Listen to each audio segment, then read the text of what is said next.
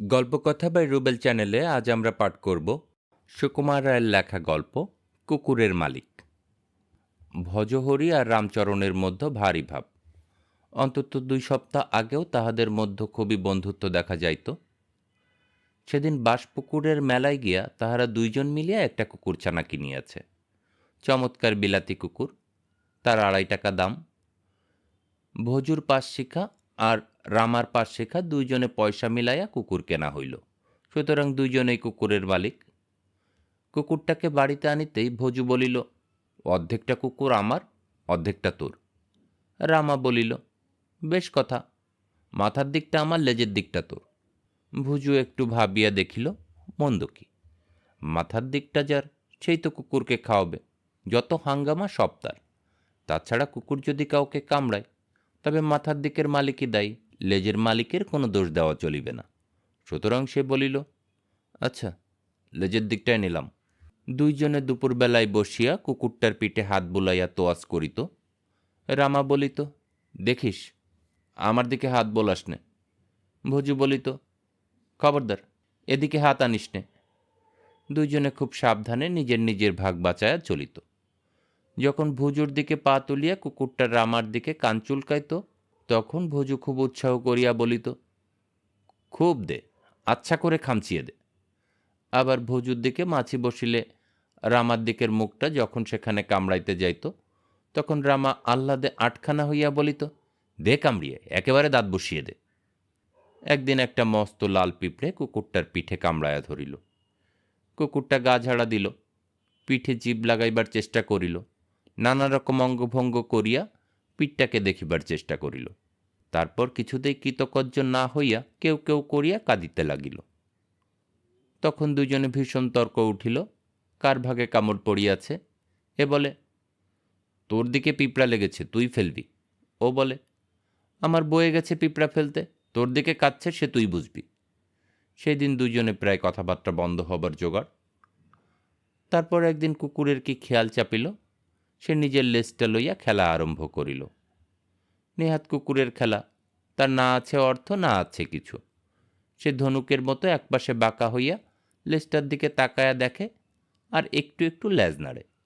সেটা যে তার নিজের লেজ, সে খেয়াল বোধ হয় তার থাকে না। তাই হঠাৎ অতর্কিতে লেজ ধরিবার জন্য সে বো করিয়া ঘুরিয়া যায়, কিন্তু সঙ্গে সঙ্গে সমস্ত শরীরটাও নড়িয়া যায়, কাজে লেজটা ধরা হয় না। ভজু আর রামা এই ব্যাপার দেখিয়া উৎসাহে চিৎকার করিতে লাগিল। রামার মহা ফুর্তি যে ভজুর লেজকে তাড়া করা হইতেছে, আর ভজুর ভারী উৎসাহ যে তার লেজ রামার মুখকে ফাঁকি দিয়া নাকাল করিতেছে। 2 জনের চিৎকারের জন্যই হোক কি নিজের ট্যাটামির জন্যই হোক, কুকুরটার জেদ চড়িয়া গেল। সমস্ত দিন সে থাকিয়া থাকিয়া চরকিবাজির মতো নিজের লেজকে তাড়া করিয়া ফিরিতে লাগিল। এরকমে খামাখা পাক দিতে দিতে কুকুরটা যখন হয়রান হইয়া হাঁপাইতে লাগিল, তখন রামা ব্যস্ত হইয়া উঠিল। ভজু বলিল, আমার দিকটাই জিতিয়াছে। কিন্তু কুকুরটা এমন বেহায়া, 5 মিনিট যাইতে না যাইতে সে আবার লেজ তাড়ানো শুরু করিল। তখন রামা রাগিয়া বলিল, এই ও, তোমার লেজ সামলাও, দেখছো না কুকুরটা হাঁপিয়ে পড়েছে।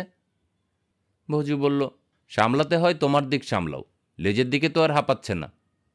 রামা ততক্ষণে রীতিমতো চটিয়াছে। সে কুকুরের পিছন পিছন গিয়া ধাই করিয়া এক লাথি লাগাইয়া দিল। ভজু বলিল, তবে রে, আমার দিকে লাথি মারলি কেন রে? এই বলিয়াই সে কুকুরের মাথায়, ঘাড়ে, কানে চটাপট কয়েকটা চাটি লাগাইয়া দিল। 2 দিক হইতে রেশারেশির চোটে কুকুরটা ছুটিয়া পালাইল। তখন 2 জন বেশ একচোট হাতাহাতি হইয়া গেল। পরের দিন সকালে উঠিয়াই রামা দেখে কুকুরটা আবার লেজ তাড়া করিতেছে। তখন কোথা হইতে একখানা দা আনিয়া এক কোপে ক্যাচ করিয়া লেজের খানিকটা এমন পরিপাটি উড়াইয়া দিল যে কুকুরটার আর্তনাতে ভজু ঘুমের মধ্যে লাফ দিয়া একেবারে বাহিরে আসিয়া উপস্থিত। সে আসিয়াই দেখিল কুকুরের লেজ কাটা, রামার হাতে দা। ব্যাপারটা বুঝিতে তাহার বাকি রহিল না। তখন সে রামাকে মারিতে মারিতে মাটিতে ফেলিয়া তাহার উপর কুকুর লেলাইয়া দিল। কুকুর লেজ কাটার দরুন রামার উপর একটুও খুশি হয় নাই। সে নিমখারাম হইয়া রামার দিক দিয়ে রামার ঠ্যাঙে কামড়াইয়া দিল।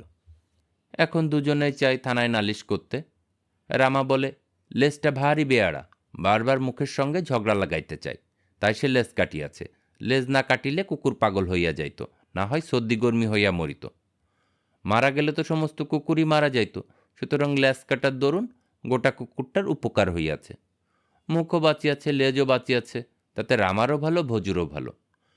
কিন্তু ভজুর এত বড় আস্পর্ধা, সে রামার দিকের কুকুরকে রামার উপরে লেলাইয়া দিল। মুখের দিকে ভজুর কোনো দাবি দাবা নাই, সেদিকটা সম্পূর্ণভাবে রামার। সুতরাং রামার অনুমতি ছাড়া ভজু কোন সাহসে এবং কোন শাস্ত্র বা আইন মতে তাহা লইয়া পরের ধরে পোদ্দারি করিতে যায়? ইহাতে অনধিকার চর্চা, চুরি তস্রুপ সব রকম নালিশ চলে। ভজু কিন্তু বলে অন্যরকম। সে বলে, রামার দিকের কুকুর রামাকে কামড়ায় আছে, তাতে ভজুর কি দোষ? ভজু কেবল লে লে লে বলিয়াছিল, তাহাতে কুকুর যদি রামাকে কামড়ায় তবে সেটা তার শিক্ষার দোষ। রামা তাহাকে ভালো করিয়া শিক্ষা দেয় নাই কেন? তাছাড়া ভজুর লেজ খেলা করিতে চায়, রামার হিংসুটে মুখটা তাহাতে আপত্তি করে কেন? ভজুর লেজকে কামড়াইয়া যাইবার তাহার কি অধিকার আছে? আর রামা তার কুকুরের চোখ বাঁধিয়া কিংবা মুখোশ আটিয়া দিলেই পারিত। সে লেজ কাটিতে গেল কাহার হুকুমে?